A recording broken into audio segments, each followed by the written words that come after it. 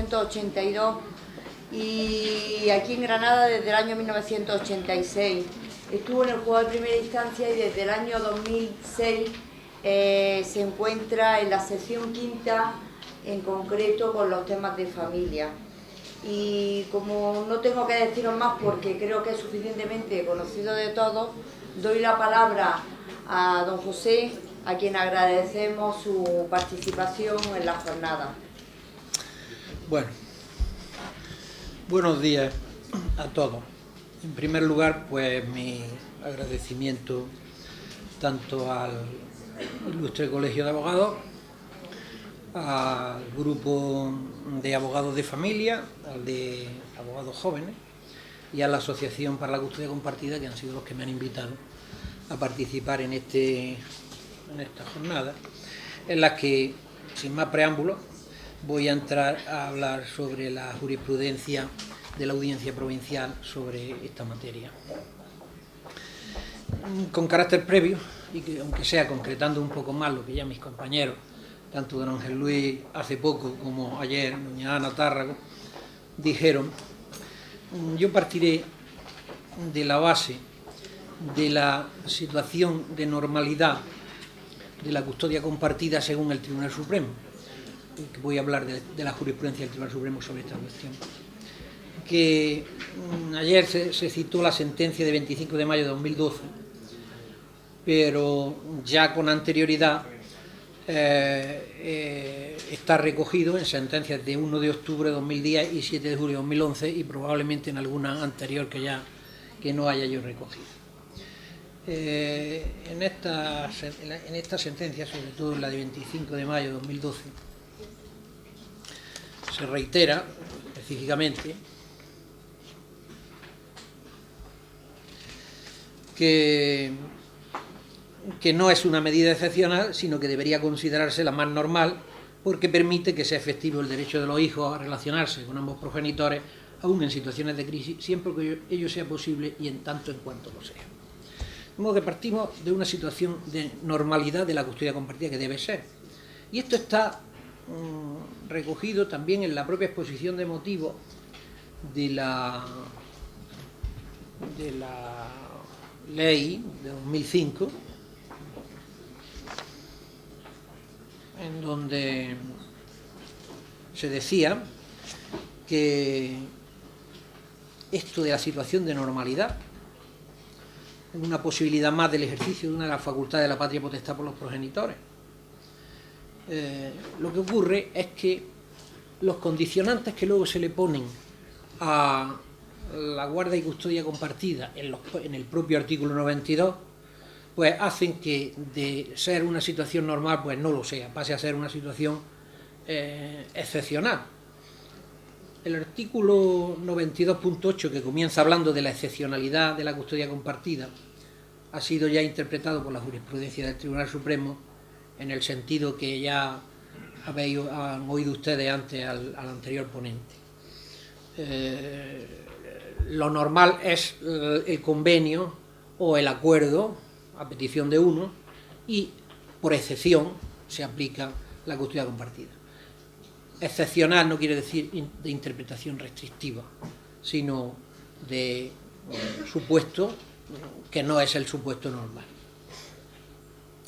Pues bien, partiendo de eso, la jurisprudencia del Tribunal Supremo en la interpretación de los requisitos que exige el artículo 92 distingue, aquí hay una sentencia de 22 de julio de 2011 que lo recoge específicamente, dos situaciones, que es la custodia compartida de común acuerdo o bien haya convenio, bien no haya convenio, que se sujeta a todos los requisitos del 92.5, 6 y 7, en todos sus supuestos que quizás no voy a entrar en ello, y el supuesto de que no exista acuerdo, que es el caso del 92.8. En este supuesto se exige que sea instancia de parte, que haya informe favorable del Ministerio Fiscal y que esté fundado, o sea que solamente de esta manera se protege el interés del menor. Aquí quedan especificadas las tres características para la custodia compartida en este supuesto, que son la petición a instancia de parte, el informe favorable y el interés del menor como punto central. Esto ha sido antes expuesto. Pero yo me voy a reseñar resoluciones del Tribunal Supremo sobre ello. A lo excepcional ya me he referido. A lo de la instancia de parte, también antes se ha dicho en la anterior ponencia que el Tribunal Supremo ha exigido que al menos uno de los cónyuges lo pida. En la sentencia de 19 de abril de 2012, exactamente, se trataba de un supuesto en el que en primera instancia no se pidió por los progenitores, por ninguno de ellos, pero el juez la concedió. Entonces, en apelación, la audiencia revocó esa custodia compartida. Y cuando fue al Tribunal Supremo, confirmó la sentencia de la audiencia y dijo precisamente eso, que se exigía la instancia de parte. El artículo 92.8, como ustedes saben, pues habla de la instancia de parte. Esto se ha criticado y yo me adhiero a la crítica, porque la verdad es que pienso que dentro de las amplias facultades que se confieren a la jurisdicción en esta materia, sobre todo para estar protegidos intereses semipúblicos, pues lógicamente puede hacerlo. El artículo 158 del Código Civil, que también ha sido citado antes, pues daría pie en cualquier tipo de proceso, incluso en un acto de jurisdicción voluntaria, pues a acoger esta posibilidad. También se ha tratado, y ayer con más extensión, el tema del informe favorable del Ministerio Fiscal. Sobre esto, la jurisprudencia del Tribunal Supremo ha sido rigurosa, porque claro, tiene que cumplir la norma. El informe es informe favorable, se dice así, a diferencia de lo que ocurre en el 92.5, en el 92.6, cuando habla de informe del Ministerio Fiscal solamente, en el supuesto de la custodia con convenio o sin convenio, pero con acuerdo de las partes. O sea que aquí tiene que haber informe favorable del Ministerio Fiscal y no sabemos por qué. El legislador lo ha dicho y sí está. En sentencia de 1 de octubre de 2010 lo dice expresamente, debe ser favorable. Y luego esto lo recoge en otras sentencias. Pero hay una sentencia de 9 de marzo de 2012 en donde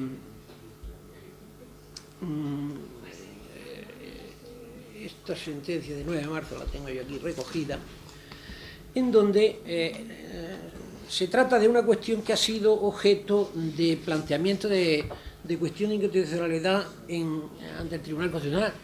Dice que está pendiente.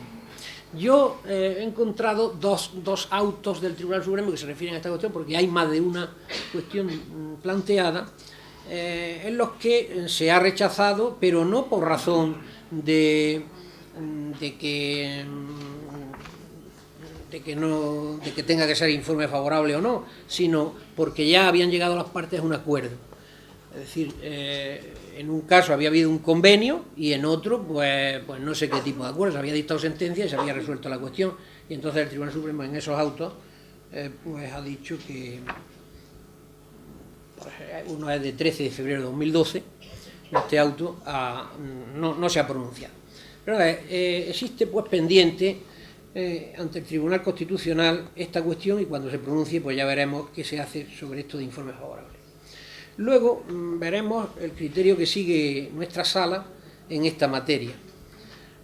Hay aquí alguna sentencia, como es la de 25 de mayo de 2012, que ayer la citó el presidente de la audiencia cuando inauguraba la jornada, en donde en primera instancia pide la custodia compartida el progenitor, pero el juez no lo acepta, se la da a la progenitora. Entonces recurre el padre y el Ministerio Fiscal no se opone al recurso, y la sentencia de la audiencia provincial pues confirma esa sentencia, porque decía no existe un informe favorable del Ministerio Fiscal. El Tribunal Supremo en ponencia de Encarnación Rocatrías pues dice que casa esa sentencia y otorga la custodia compartida.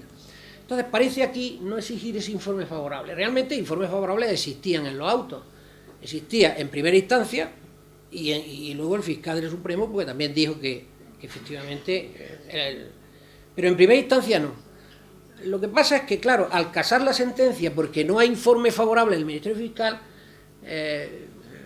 está diciendo más o menos que en el supuesto de que existiera ese informe o que no existiera, cuando no hay informe, pues entonces se puede entender que hay una aceptación tácita por el Ministerio Fiscal. Esto es lo que yo entiendo que se puede deducir de esta sentencia. Por tanto, ya no es tan rigurosa la postura del Ministerio Público, del Tribunal Supremo, y probablemente el Constitucional pues no exigirá este informe favorable. Ayer la fiscal de la Audiencia Provincial decía que eso supone una especie de constreñimiento o limitación a la facultad del juez de tomar esta decisión. Por último, estamos en el último requisito, que es el básico, es el interés del menor. Me ha gustado mucho la imagen que ha presentado el anterior ponente sobre el círculo del menor. Efectivamente, el menor es el círculo mayor y los demás, pues, estamos en el círculo. Hay que tender siempre a proteger el interés del menor. Y eso hasta el punto de que la propia jurisprudencia del Tribunal Supremo, yo cito, por ejemplo, la sentencia de 18 de noviembre de 2011 y la de 27 de abril de 2012, que dicen que el recurso de casación se debe fundamentar en que se ha producido por la sentencia de la audiencia una vulneración del interés del menor. Si eso no se dice, si no se fundamenta el recurso, eso es que no entra a conocer porque ya no valora la prueba que ha valorado la instancia. Hay otra sentencia de 10 de enero de 2012 sobre la importancia de este requisito, que está en todos los convenios internacionales, en todas las leyes españolas, de que ha de primar el sistema de guarda que mejor se acomode al interés del menor. Lo dice la sentencia de 10 de enero de 2012.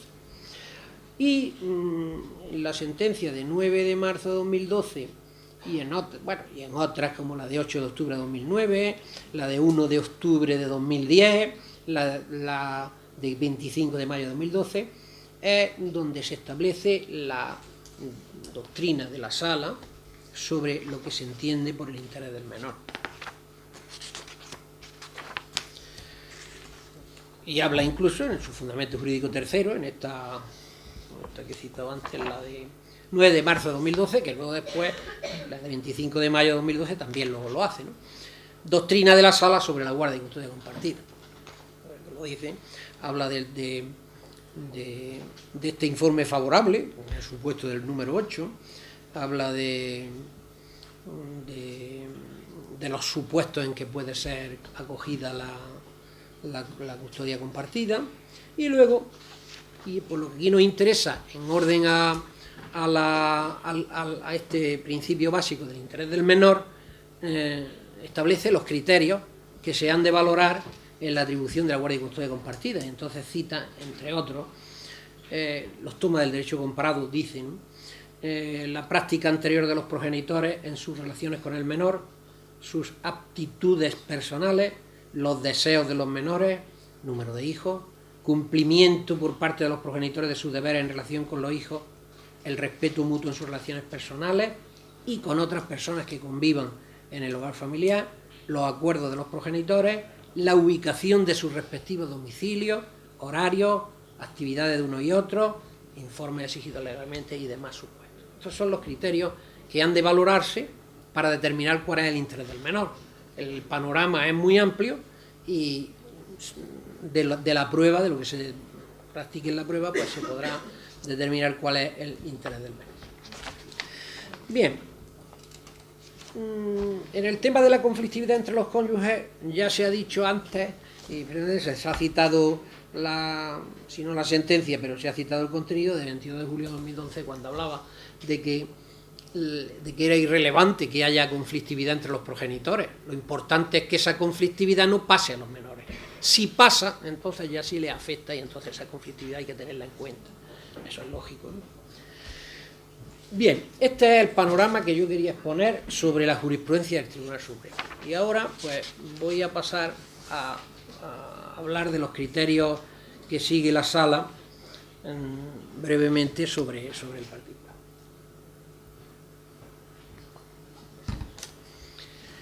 En cuanto a la doctrina general sobre la custodia compartida, pues se puede encontrar desde la sentencia del 7 de diciembre de 2007, que es una de las primeras que sobre esto se pronuncia en la audiencia, hasta la de 27 de abril de 2012, en donde se van acumulando pues materiales, ideas a lo largo de todo este tiempo, y en esta de 27 de abril de 2012 pues ya se recogen criterios que vienen de la doctrina. Se habla incluso de lo que antes me he referido, de la exposición de motivos de la ley de 15/2005, ¿no? De que efectivamente muestra su predilección por la custodia compartida, pero sin embargo luego establece una serie de condicionantes que hacen que no se vea tanto, ¿no? Se recoge además la situación normal, que es la de armonía familiar, la situación excepcional, que no es restrictiva, sino es que por excepción, ¿no? Los beneficios que reporta para los hijos como para los propios progenitores, porque esto se les impone pues una cooperación superior a la guardia y custodia única, y además pues hay mayor relación entre ellos, etcétera. Y luego pues se recogen una serie de criterios doctrinales que en cierto modo coinciden con los que el Tribunal Supremo ha hecho antes referencia a las sentencias que yo he citado. Por ejemplo, cuando se hablaba de la capacidad que tienen los cónyuges para cuidar a los hijos, eso mismo se recoge en la sentencia del Tribunal Supremo cuando habla de las actitudes personales de estos. La armonía o conflictividad, pues en el Tribunal Supremo habla del respeto mutuo, el derecho comparado, más bien, que lo cita él. La edad y la opinión de los hijos, pues los deseos de los hijos manifestados ante la autoridad judicial o ante el equipo psicosocial. Las circunstancias geográficas o las circunstancias convivenciales, pues lo mismo, los domicilios, las circunstancias laborales, todo esto influye. La disponibilidad de unos u otros, y algunas que no se habían recogido en esos criterios doctrinales por la Sala, pero que el Tribunal Supremo sí lo recoge, como esa práctica anterior que se usa bastante, y el cumplimiento de sus obligaciones. Eso podía estar implícito en las que la Sala había recogido. Bueno, entonces, como vemos, se coincide, la Sala no establece ningunos criterios muy diferentes a los que establece el Tribunal Supremo para determinar cuál es el interés del menor. En relación con el informe del Ministerio Fiscal,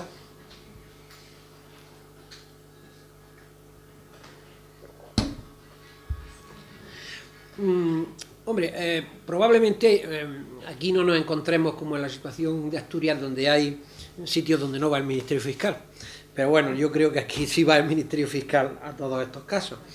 Pero sin perjuicio de ello, lo que esta audiencia ha entendido, por ejemplo, yo cito una de 15 de abril de 2011,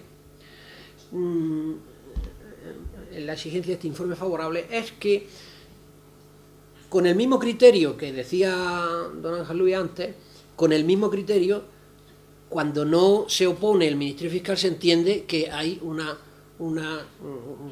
postura favorable, cuando no se opone. Por tanto, no es necesario que haya un informe favorable, sino que es suficiente con que no se oponga.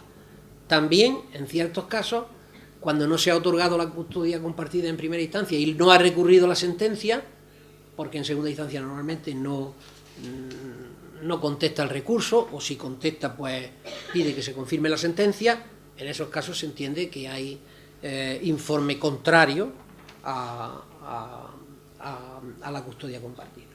Ese es el criterio de la Sala sobre ese tema. Con relación a el tema de los periodos, que es otra cuestión que también se ha tratado, sobre eso la Sala no tiene un criterio, digamos, estricto. Solamente en un supuesto en el que se pedía una custodia de un menor de 4 años cada 2 días, entendió que era ya demasiado. Esto de hacer un trasiego triple semanal, pues porque además tampoco vivían los padres en la misma ciudad, vivían en pueblos del cinturón, pero bueno, bastante alejados, ¿no? Entonces, claro, pues en esos casos, en ese caso exclusivo, se entendió que no, pero ahí se han conferido, se han otorgado custodias compartidas por periodos semanales, bisemanales. Otra que se rechazó también fue la custodia anual.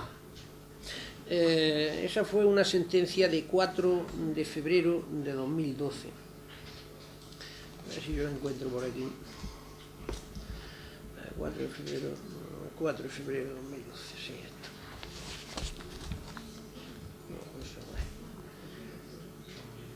Anual, no, 4 de febrero de 2011, perdón.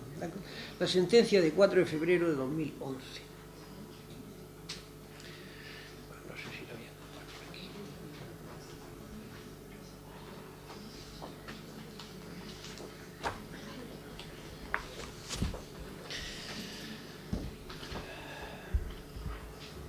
En esta sentencia se hacía un estudio de los riesgos que existían en la custodia compartida en relación con los riesgos que existían en la custodia única.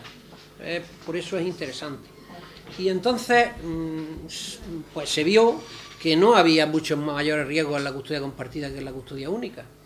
Se estudió el análisis, el problema de la itinerancia de los padres. En este caso no se planteaba porque o sea, lo que se había pedido, el que había pedido la custodia compartida decía que los niños se quedaran en la casa y por tanto pues, no había problema, seguían teniendo los colegios igual de cerca, etcétera. Pero el problema donde estaba era en el número de hijos y en la cadencia anual que pretendían.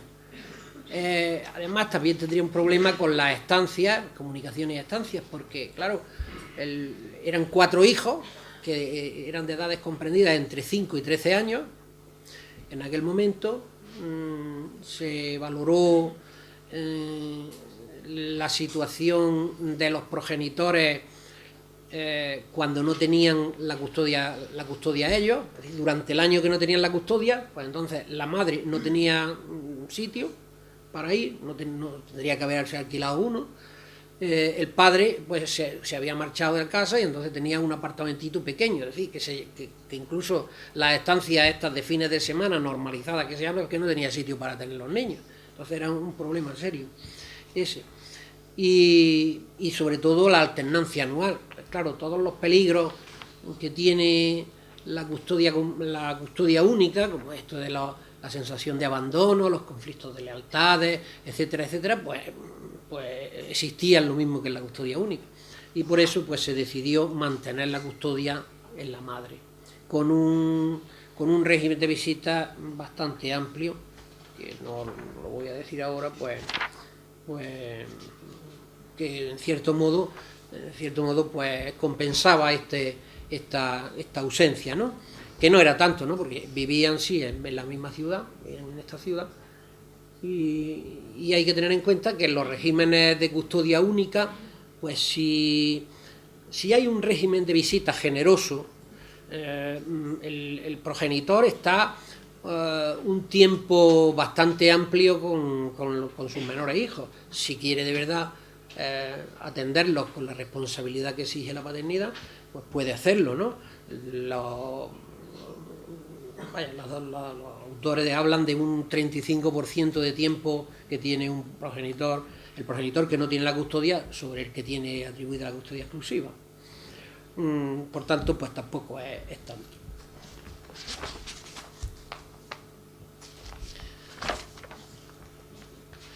En el tema de los alimentos, también hay una sentencia de la Sala de 27 de noviembre de 2009, donde aquí se atribuyó la custodia compartida, se estableció la custodia compartida por periodos semanales.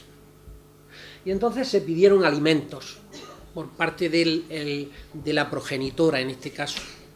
La situación de la progenitora pues realmente era tenía menos recursos económicos que el progenitor, y con el argumento, se utilizó el argumento de que el hijo no iba a tener un estatus inferior cuando estuviera con el padre que cuando estuviera con la madre. Entonces con ese argumento pues se le concedió una pensión de alimentos a la madre, a la progenitora, aún en aquellos tiempos en que, o sea, en que no tenía a los hijos, ¿no? En las semanas en que no las tenía. Y respecto a la vivienda familiar, también en esa misma sentencia de 27 de noviembre de 2009 se aplicó el artículo 96. Lo que pasa es que no se aplicó el artículo 96.1 cuando tampoco hay mayor razón en aplicarlo, ¿no?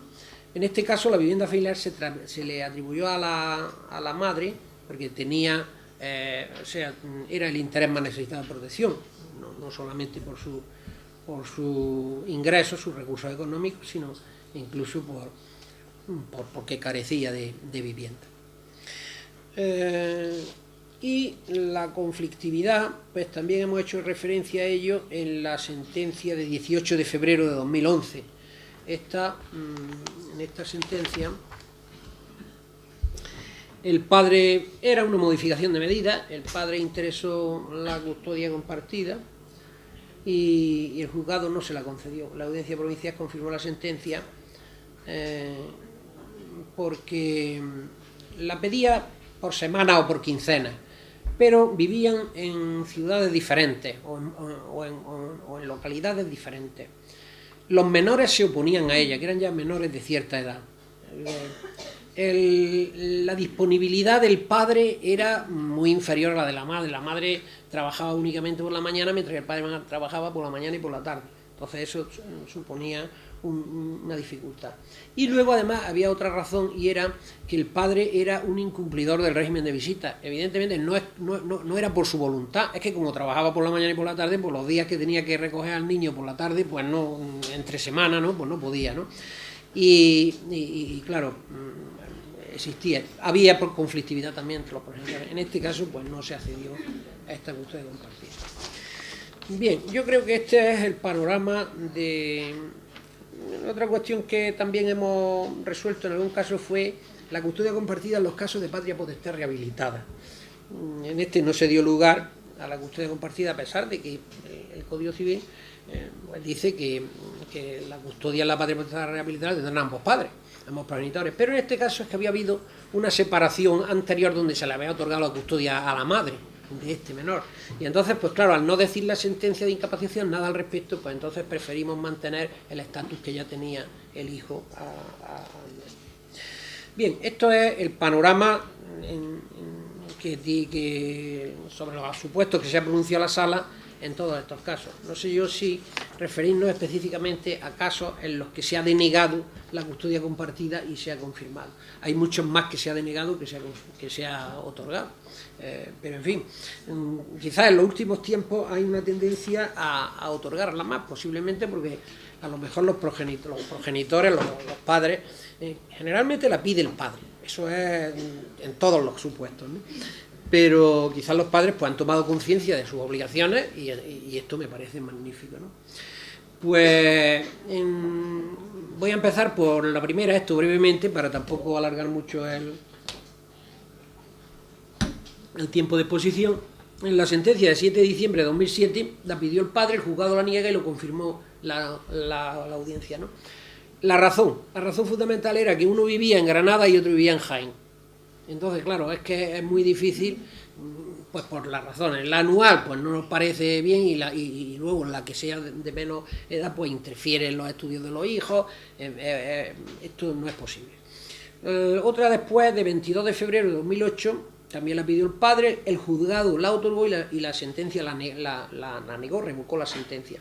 Y revocó la sentencia porque estaba acreditado, el juez no se apercibió de esto, que había un desinterés del progenitor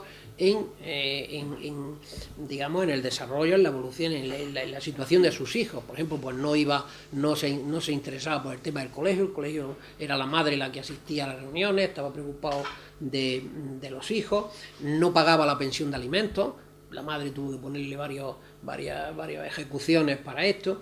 Entonces, pues también cuando el juzgado acordó que se fuese de la vivienda familiar, pues ahí estuvo dando vueltas hasta que tuvo que existir orden de ejecución. En fin, por esas razones se entendió que por incumplimiento de sus obligaciones de que no procedía.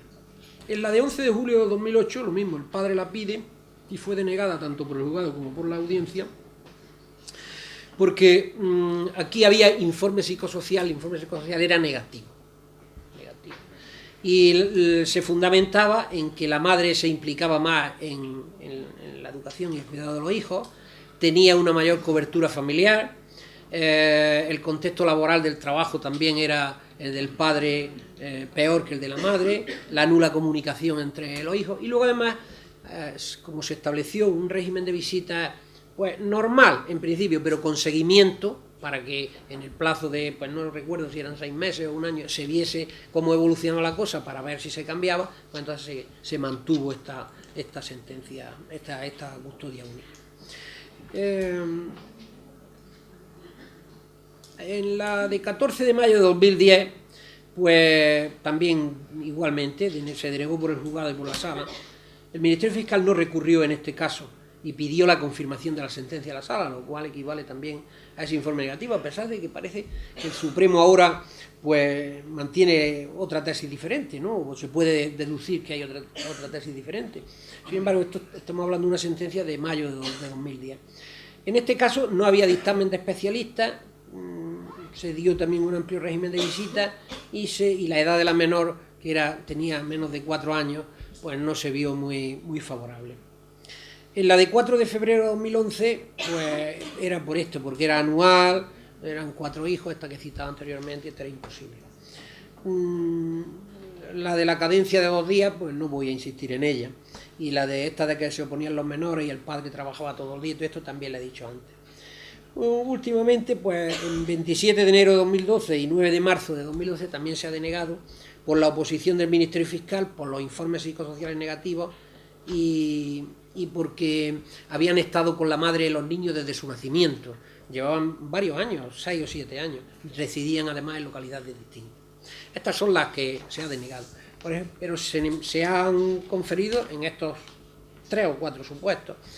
La de 27 de noviembre de 2009, que es cuando se le dan los alimentos a la madre, el padre la pide y el juzgado autor de la sala lo confirma. La de 27 de abril de 2012, donde también la otorga el juzgado y la sala la confirma. Ella, sin embargo, el recurso aquí lo puso la progenitora, porque no es que esta quería la custodia única, y aquí había un problema de cercanía, porque se decía, es que sí, yo estaría de acuerdo si el padre viviera cerca de donde los menores están escolarizados y tal, ¿no?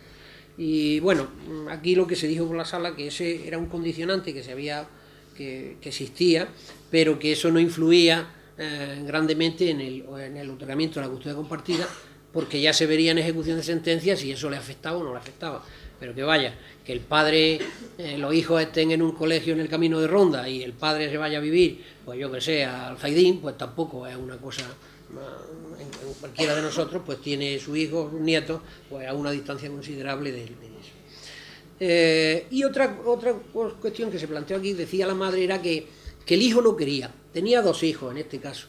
Entonces la hija, que era menor, esta sí quería la custodia compartida, pero el hijo decía que no, que él estaba muy a gusto con su madre y tal. No sabemos si era porque la madre le consentía más cosas o el padre era más rígido, pero no. Pero el informe psicosocial sí decía exactamente que había que corregir esa postura del hijo. El hijo todavía pues no tenía edad suficiente, creo que eran 14 o 15 años, no tenía, digamos, consolidada pues su criterio y su formación para poder decidir en una cosa como esa, y entonces pues se otorgó. Y luego últimamente pues también la de 15 de abril de 2011 también se ha concedido la custodia compartida con informe psicosocial favorable y con falta de informe del Ministerio Fiscal. Es decir, aquí se ha seguido ese criterio de que cuando el Ministerio Fiscal no se opone, entonces se entiende que hay informe favorable. Aquí el informe psicosocial sí era favorable. Esta es la sentencia exactamente de 15 de abril de 2011. Y esta sentencia era de cada 14 días, o sea, cada 2 semanas era el cambio. Aquí hubo un problema porque decía que era el viernes, Es que el viernes pues es un día muy difícil y tal, y tenía que ser mejor el domingo para que así tal. Bueno, se discutió mucho ese tema, ¿no? Realmente eso es una cuestión en la que no es necesario ni que te pronuncies siquiera, pues llega a un acuerdo que es lo que tenéis que hacer. Bueno, pues yo con esto creo que he terminado para exponer de esa manera cuáles son los criterios de la audiencia sobre este punto, y ahora pues me gustaría que hicierais las preguntas que os parezca. Aquí tienen una pregunta.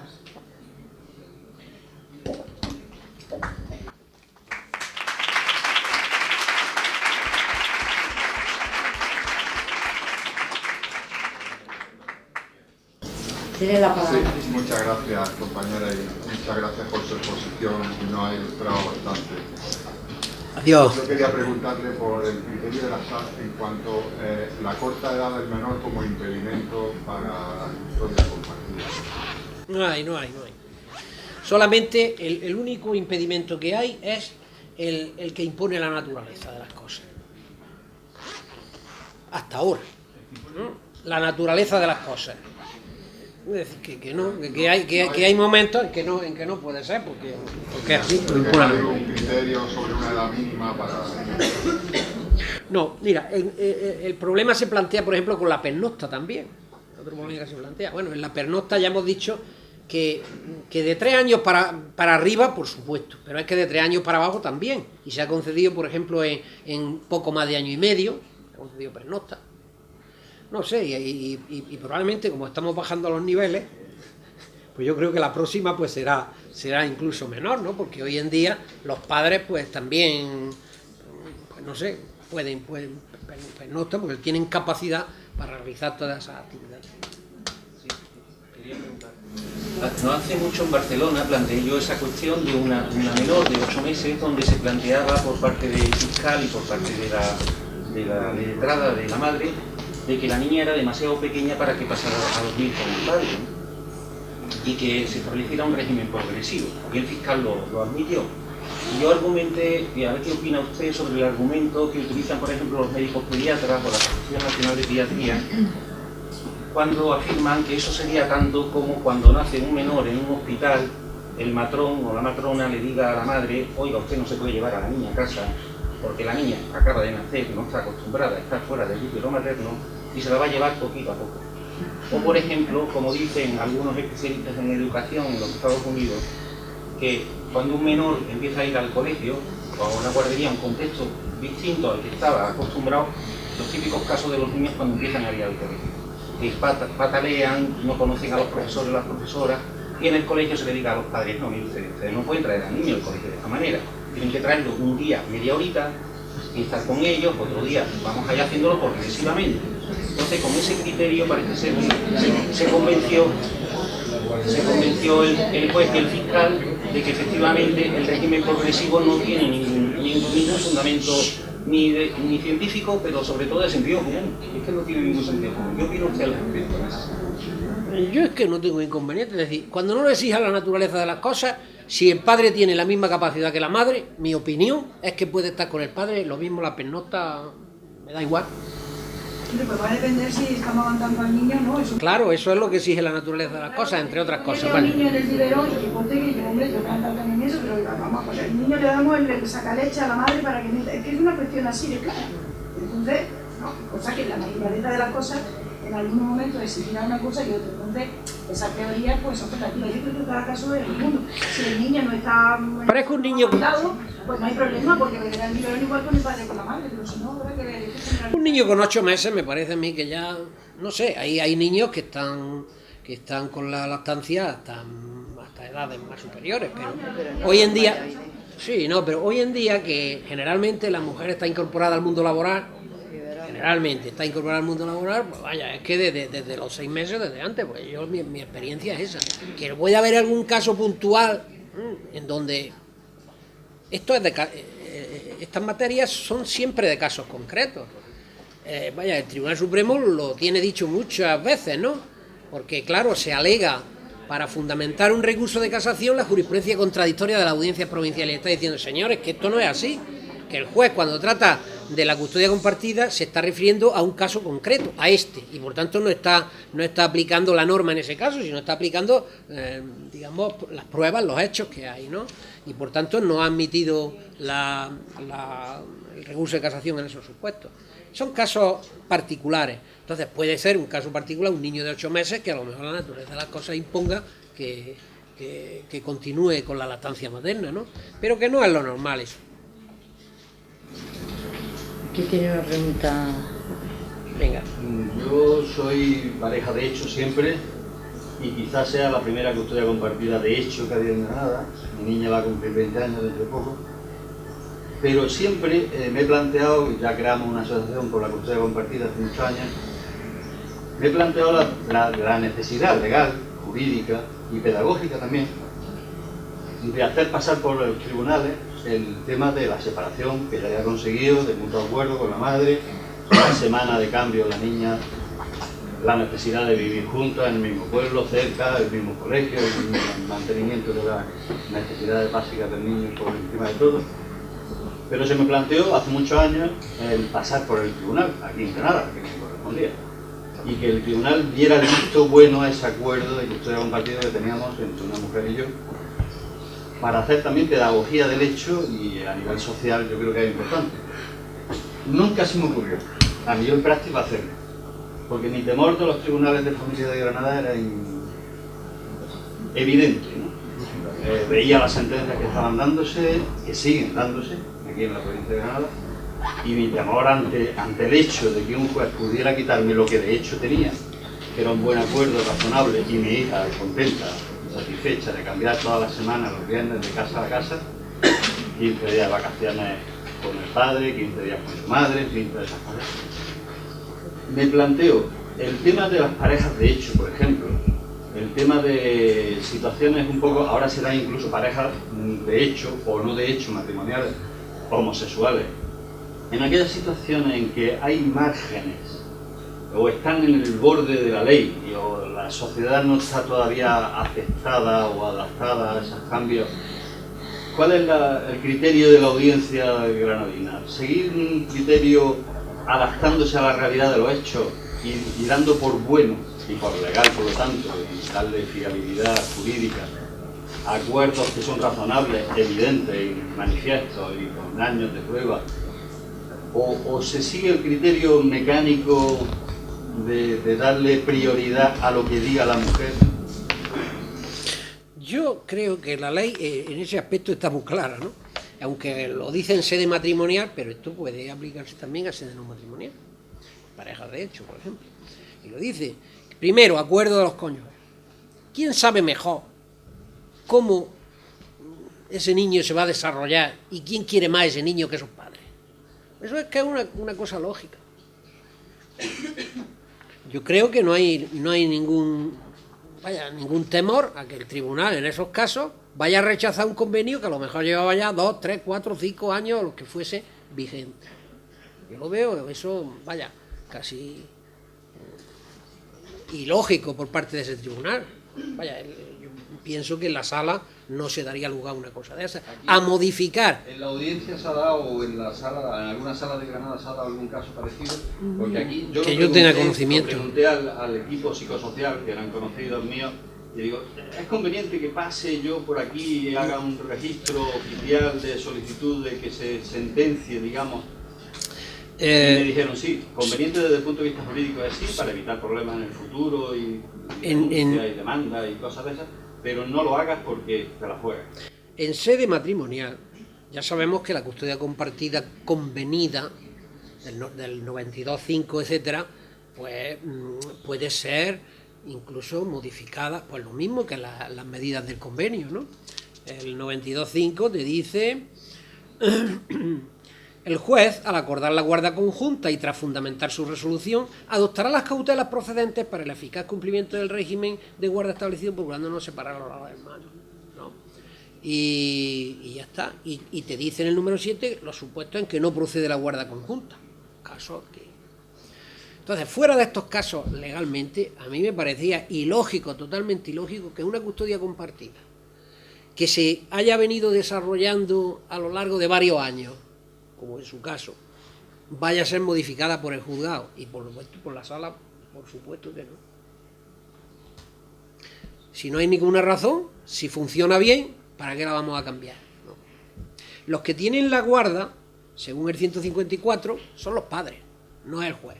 El juez es en defecto de los padres, ¿vale? Hay pruebas de que sentencia aquí en Granada han modificado porque la mujer, solo cuando ha sido la mujer, ha denunciado que algún incumplimiento del marido, de no sé qué, de no sé cuánto, imposibilitaba ese sistema. Y se ha modificado la guardia o se le ha dado todo a la mujer.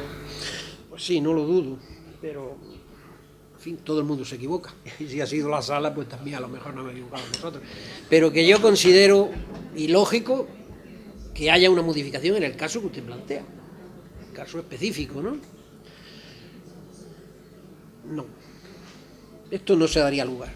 Como que ya, pues, la hija supongo que tendrá ya determinada edad, será ya mayor, Va a cumplir 20 años. va a cumplir 20 años, ¿cómo se iba a modificar eso? Eso es imposible. Vaya, ya no, porque ya... Estamos separados desde que tenía 2 años. Exactamente. Pero si a lo mejor eso quería plantearlo cuando tenía 10 años, que llevaba ya 8 años y todo funcionaba bien, su pareja no ponía problemas, en fin, usted tampoco, yo no sé qué razón había para modificarlo. No tiene que haber temor en ese caso. Bueno, si os parece, vamos a dejar 10-15 minutos para tomar un café y continuamos con la jornada. Sí,